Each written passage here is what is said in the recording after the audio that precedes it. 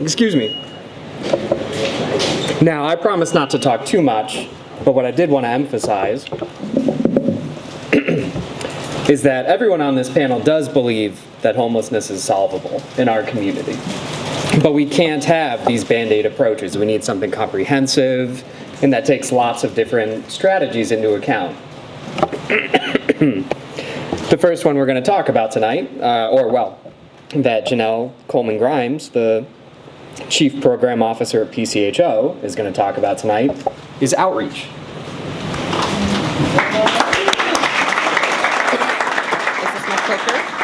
No. You put that one. Yeah, clicker's there.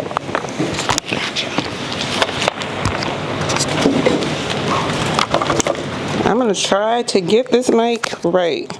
Okay, can you hear me? Yeah. I think I actually might be loud enough without the microphone, but I'll use it anyway.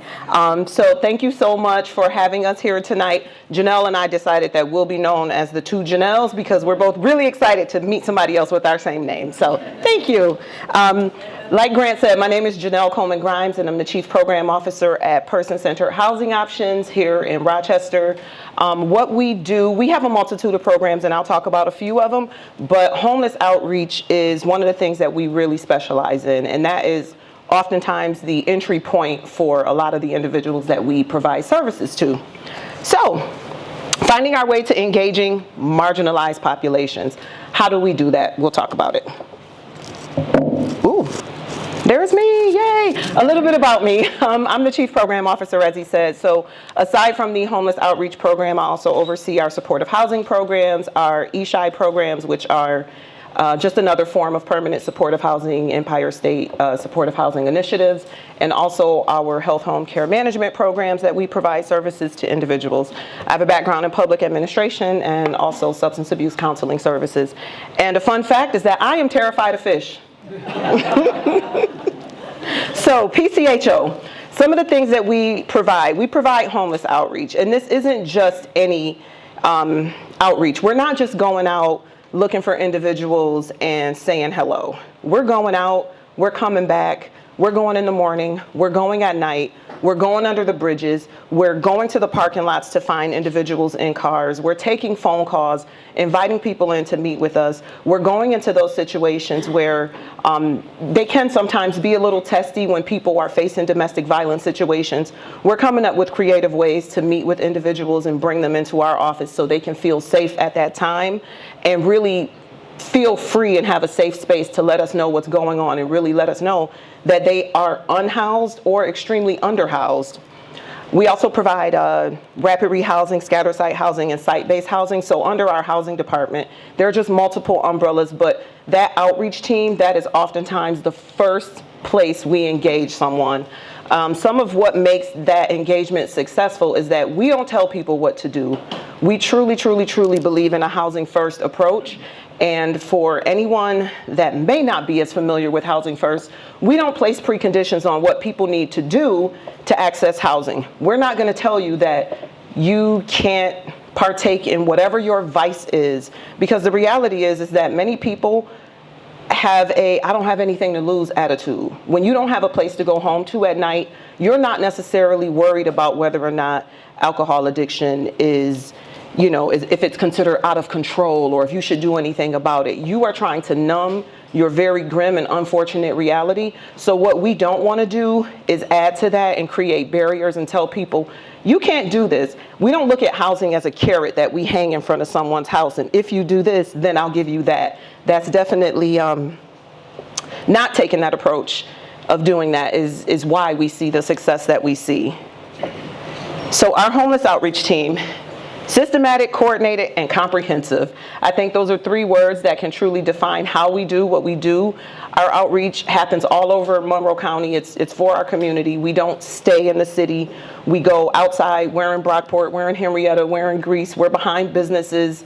We're looking wherever people are. We get calls from the community. You guys are calling us. You're letting us know that you see a tent that's popped up behind a Wegmans, near your home or anything along that line. And we're coming out there and we're trying to find and engage those individuals. We work with multiple providers, many of you guys that are here tonight. And this multifaceted approach really helps to kind of wrap the care and the services around someone once we do engage them. We truly feel that being deeply connected and connecting to our coordinated entry, which I saw Connie somewhere tonight. Hello, Connie. Hi. Connecting to our local coordinated entry team, that is monumental with us. Being able to assess someone with the VI SPDAT, assess them for vulnerability, assess them for chronicity, and place them on the county's prioritization list, that is one of the biggest ways we're able to connect people to the many housing services that are around town.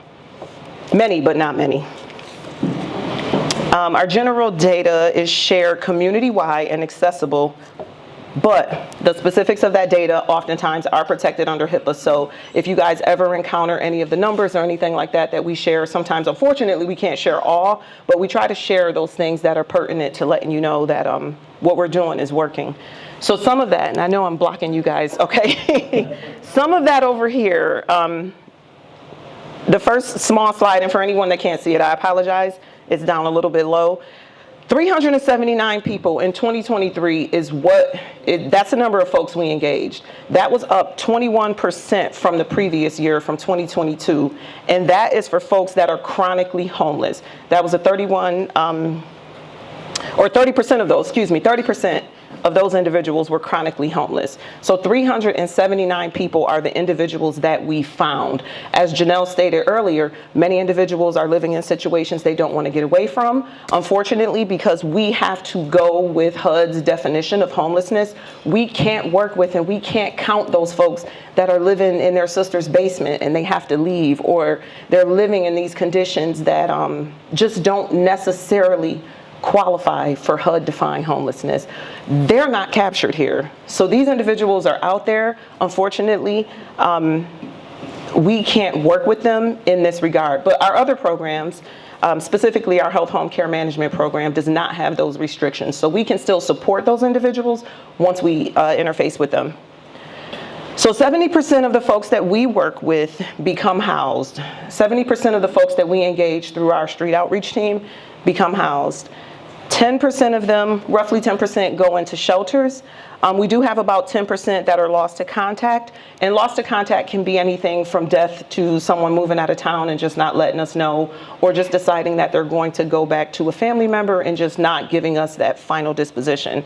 And about 5% of folks go into institutions. For some people, traditional at-home housing is not the level of care that is most appropriate at this time. So there are individuals that go into different levels of care to kind of get the skills and the ADLs that they need to be successful in the future.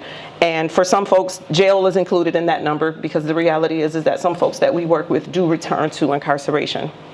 About 43% of the individuals we work with identify as a person in a domestic violence situation. That is an extremely, extremely large number. That's almost half of the folks that we work with, men or women, identify as those in a domestic violence situation. And about 80% of the individuals, another alarming number, identify as someone that has a behavioral health diagnosis.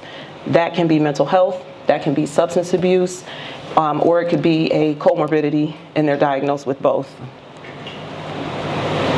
So how do we at PCHO partner with the community to end homelessness?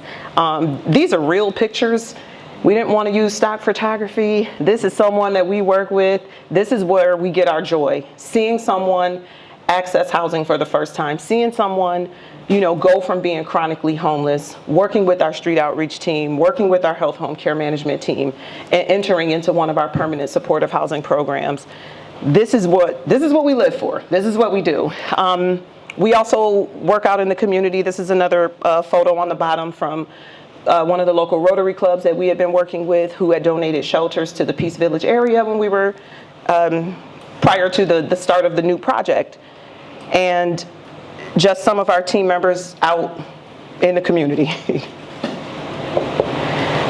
So some of our strategies, again, I said we really truly believe, and I'm going to go backwards a little bit, but housing is a human right. If you don't believe that, then you can't do what needs to be done to house some of the most difficult and most vulnerable people in our community. You have to believe that these individuals deserve it.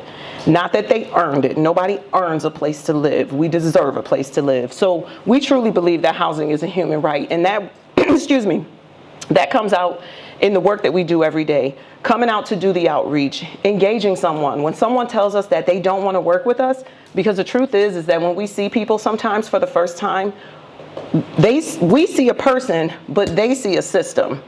We are a system, and we are a system that has let them down. We are a system that has not been very trustworthy. We are a system that has put many conditions on what they can and can't do, and that's what they see when they see us. So we continue to come back. We continue to interface. We continue to bring care packages and try to let that person know and let those individuals know that we're not going to stop coming.